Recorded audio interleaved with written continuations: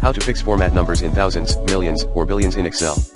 Here are a few ways to format numbers to show in thousands, millions, or billions in Excel. Use the comma style format. Select the cells, right-click Format Cells Number tab, select number in categories list, type 0, 0 in the type field. Use the format function, equals format, A1, hashtag, hashtag, change number of commas based on scale needed.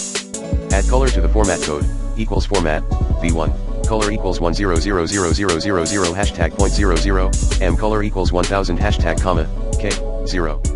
Custom number formats, hashtag, hashtag 0 4000s, hashtag, hashtag 0 4 millions, hashtag, hashtag 0 4 billions. Add prefixes like K, M, B, hashtag, K, hashtag, M, hashtag, B. Set number formatting. Select cells, right-click Format Cells Number, custom type format code. Make sure the cells are formatted as numbers.